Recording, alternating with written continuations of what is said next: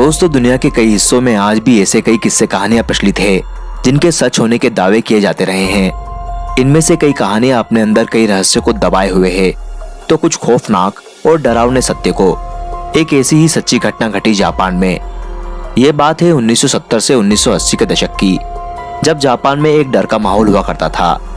एक ऐसी चीज का डर जो है भी या नहीं, ये आज भी एक रहस्य है। डर एक ऐसी चीज का जो दिखने में तो बहुत ही सुंदर थी, लेकिन उसके द्वारा दी गई मौत बहुत ही खौफनाक हुआ करती थी।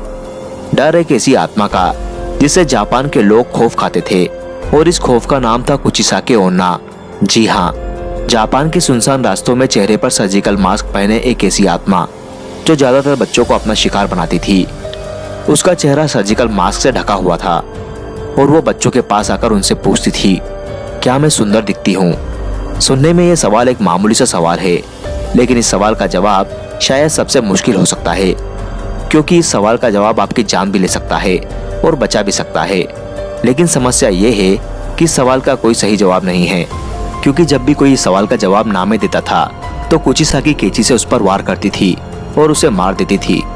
और अगर जवाब हाँ में दिया जाता था तो अपना सर्जिकल मास्क उतार देती थी और अपना डरावना और बेहद जख्मी चेहरा उसे दिखाती थी। उसका चेहरा दो हिस्सों में बटा होता था, मानो किसी ने उसके चेहरे को पूरी तरह से चीर दिया हो, और फिर से वो अपना सवाल दोहराती थी, क्या मैं अब भी सुंदर दिखाई देती हूँ? कुचिसाके का डरावना चेहरा देखने के बाद अगर कोई उसके सवाल का जवाब ना में देता था तो वो उसे मार देती थी, और अगर जवाब हाँ में होता तो भी कुचिसाके अपनी कैंची से जवाब देने वाले के चेहरे पर अपने जैसा घाव बना देती, जिससे लोगों की मौत तक हो जाती थी। जापान में 1970 के पूरे दशक में इस खौफनाक बला की दहशत थी।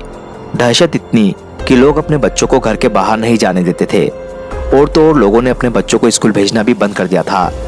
कुचिसाके के शिकार बने बच्चों और कुछ अन्य लोगों की खबरों से वहां के अखबार भरे रहते थे। ऐसे बहुत से लोग थे जिन्होंने यह दावा भी किया कि उन्होंने कुचिसाके ओन्ना नाम की इस आत्मा को देखा है। उन दिनों इस चलती फिरती खतरनाक मौत की दहशत इतनी ज्यादा बढ़ चुकी थी कि जापान सरकार को स्कूली छात्रों को पुलिस प्रोटेक्शन देनी पड़ी ताकि बच्चे बेखौफ स्कूल जा सके। लेकिन फिर भी कुचिसाके ओन्ना ने अनेक बच्चों को अपना शिकार बनाया। लेकिन वो ऐसा क्यों करती थी? ये कहानी शुरू होती है जापान के इयान पीरियड के दौरान, लगभग 1200 से 800 साल पहले। उस समय जापान के एक छोटे से गांव में बहुत ही खूबसूरत औरत रहती थी, जिसे अपनी खूबसूरती पर बहुत ही नाज था। वो अपने पति के साथ रहा करती थी, जो कि एक समुराय था। युद्ध के दौरान समुराय को युद्ध में भाग लेने के लिए जाना पड़ा।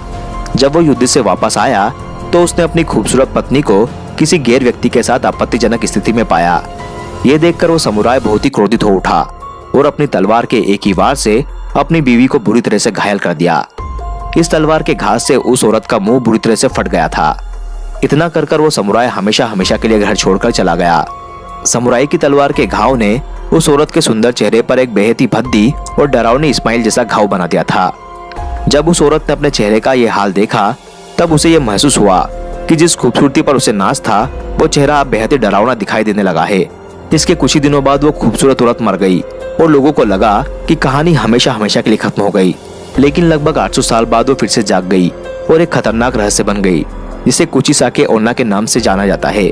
आज भी जापान के कई लोगों का मानना है कि कुचिसाके ओन्ना आज भी जापान की सुनसान गलियों में घूम रही है और अपने अगले शिकार की तलाश में है।